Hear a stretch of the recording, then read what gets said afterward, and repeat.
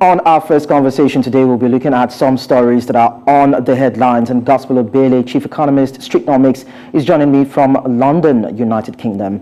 Gospel, thank you so much for joining us. We will start by looking at the CBN's ban on foreign currency as collateral for Naira loans. So tell us, how will this policy affect businesses that rely on foreign currency earnings but need Naira loans? Well, it will definitely impact on bottom line in terms of being able to access capital. The truth is the central bank is also pressed for options, and quite frankly, there've been loads and loads of round tripping and artificial holding of the dollar across different points of exchange, which has impacted on the exchange rate, as we've seen previously in weeks. And the central bank has been out recently to sort of tame all the critical points through which, that supply-demand dynamics has been hijacked by interfering forces, not necessarily market forces now. So, and it's part of what we're seeing now. Now, the fear is that the policy is sort of seeking to go really extreme, to clamp down on everything entirely, than probably trying to figure out the leakage points across this value chain in order to sort of mop them out and deal with them. So it's a tricky trade-off reality for the central bank and stakeholders who are involved. But what this definitely will mean will be higher cost of accessing capital. Now, talking about interference and the higher cost in accessing capital, do you think that would also affect loan availability for certain sectors? Some people have said that it probably might decrease the possibility of having some sectors or some players in the sector access this loan. Do you think that would also come into play? Yeah, that would actually definitely lead to some restructuring on how loan is being mobilized, disbursed, in fact, who assesses what and why. Do not forget also that all of these dynamics are happening in the face of increasing interest rates. So with the rising interest rates also means that some people are already caught off the block. So it's a moving or developing story that, we're literally waiting to see how it plays out, as we move on to the coming weeks. But definitely with rising interest rates and this new development, it will reorder and restructure the lending economy in that space, definitely. So now that the policy has been rolled out, can the CBN offer alternative collateral options for businesses that may not have sufficient Naira denominated assets? Well, that would have been my assumption at start, or the safety assumption, meaning that you create a buffer solution so that when you go full scale on the policy, those who need it the most can find a safe haven. But again, if you take a cue of how policies have been rolled out in Nigeria, realize that the action is being taken first, then you find the reaction, then you find the effects of those reaction or the action itself, then the institution now begins to think of what possible intervention. So at this point, it's already late to begin to think of what interventions, not necessarily already late, interventions will still be rolled out, but it would have been more preferable if those interventions were introduced way before, if consultations were also engaged to sort of introduce interventions way before the policy was rolled out. Again, even if you introduce interventions way before, we're not so much of a system who really engages stakeholders significantly, because you also want to talk about how do we identify those who really need that intervention, such that they will be the ones benefiting from intervention, while we sort of take out those who are really leveraging on the leakages to impact on the exchange and all of that. So it's a very difficult and painstaking work to do, which again, quite honestly, the central bank doesn't have the time, because the point at which the Naira was really skyrocketing at the time was so bad that loads and loads of aggressive moves needed to be taken. However, that aggression as well has led to some form of trade-off of some bits that are not necessarily pleasing to the eyes of some critical real sector stakeholders. So this will mean that these interventions by the CBN will help strengthen the Naira and also help in managing foreign exchange reserves. Is that what you mean? Well, not necessarily. Not necessarily, because all of these interventions are geared towards blocking leakages and curtailing and moderating the exchange. And moderating here would also mean that you're trying to take out points where artificial scarcity may have happened, hoarding may have happened, points where may have greatly impacted on the exchange internally, the economy, and all of that. So they're just trying to take out the pain point, safe to say, take out the heavyweight pain points that are triggering effect on the exchange. So that's where moderation comes in. However, moderation doesn't necessarily mean that the value will skyrocket and will be sustainable. All right. Moderation would definitely reflect on the exchange in terms of the Naira may appreciate, but the Naira in the real sense is not really appreciating. We're just trying to moderate and balance out on market behavior. So for the Naira to truly appreciate, we now need to look at the sustainability element of these policies. And that will actually latch heavily on productive economy, a local productive economy, and if possible, rolling out initiatives as well that would disincentivize people from needing more of the dollar to do things. All right, and which is where the fiscal policy comes in.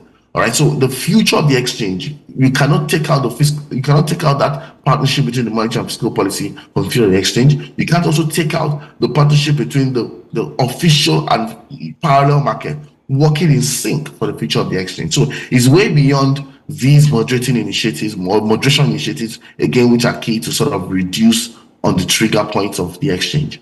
So the other side of this legal tender, Nigeria's legal tender, the other side of this discussion is the CBN selling dollars to Bureau de change operators at 1,000 naira, 1,101 naira to a dollar. So we know that the CBN is selling forex BDCs at a discounted rate of 1,101 naira compared to the current market price, which is, well, likely higher. So how much of an impact do you think this will have on narrowing the gap between the official rate and market rate for end users? Again, the central bank is really on a moderation drive, and that's what we've seen with many of its policies.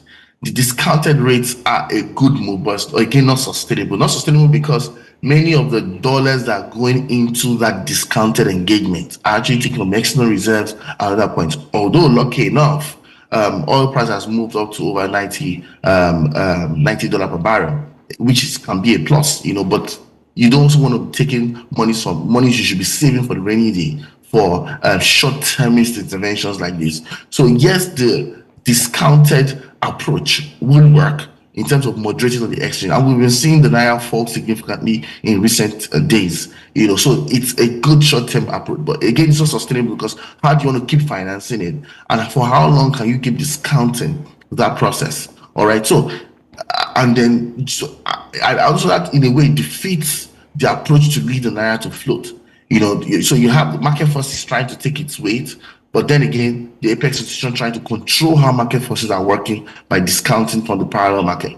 So what we need to do at the end of the day, whilst we're doing these short-termist engagements, I would have preferred we rolled out these short-termist engagements, but you have an aggressive national emergency plan or action to to sort of ensure that the economy is productive, leveraging on our low-hanging fruits. Once we begin to do that side by side, then we can rake in more dollar supply into the pool of foreign exchange reserves, as the case may be, and also encourage local production and consumption. That way we can begin to balance some of these effects. Again, taking into consideration that the demand for dollar, skyrockets or sprouts across different sectoral needs like healthcare, education, and many things like that. So whilst we can't control all those things, we can at least tame it to a reasonable point. But then again, I think the central bank is doing a lot of good work, but it's in one direction only.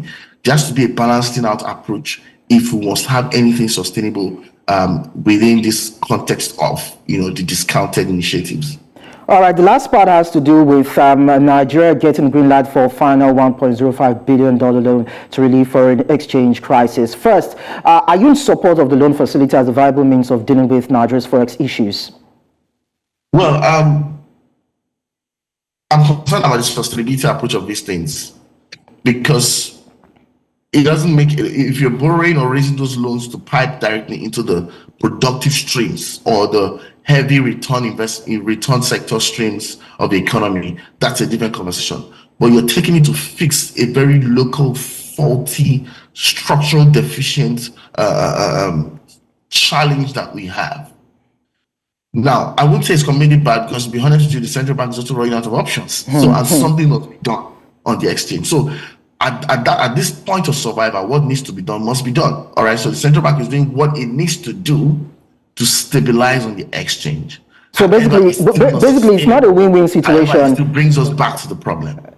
So what you're saying basically is that it's not a win-win situation. It's just a stopgap that probably might bring on some, negative effects later on. Is that what it means? It's a moderation approach by the central bank because, thinking about the Naira at 2,000, that was ridiculously high. All right. So it's a moderation approach, which is necessary. It's not the best of approaches, but it's a necessary survival approach. However, in the mix of all of these, because it's similar to the discounted engagement they're having with the BDC, it's similar to many of the policies we've been hearing recently. All right, so they are all in a bid to moderate the market, not necessarily stabilize or reduce the exchange rate to a point where it looks like the Naira is gaining significant value. The Naira is still not gaining any value. All right, the Naira can only gain value when there's a sustainable economic value approach to how things are going to be done. Okay. Now, we said that the loan of that $1.05 billion is repaid with crude oil shipments. Now, could these arrangements limit Nigeria's ability to sell oil on the open market and potentially capture higher prices?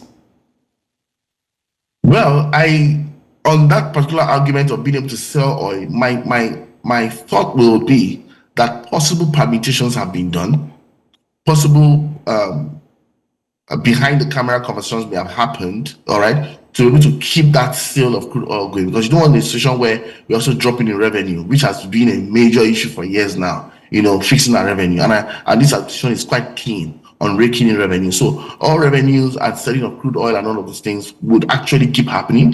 What I see happening a lot of times will be possible compromises will be done along the way. Now, anybody who thinks that Nigeria would get out of this current economic quagmire without making some compromise would be making a fool of him or herself, all right? But then again, compromise are not necessarily bad. It's just an argument of trying to pull the weight between win-win, win-lose, or lose-win, as the case may be, all right? So compromises will be made. And I see that on the grounds of those compromises, I think crude oil will still make passes, in as much as some stakeholders will find it challenging. Okay, Gospel Obele, Chief Economist, Streetnomics, thank you so much for sharing your thoughts with us. Thank you for having me.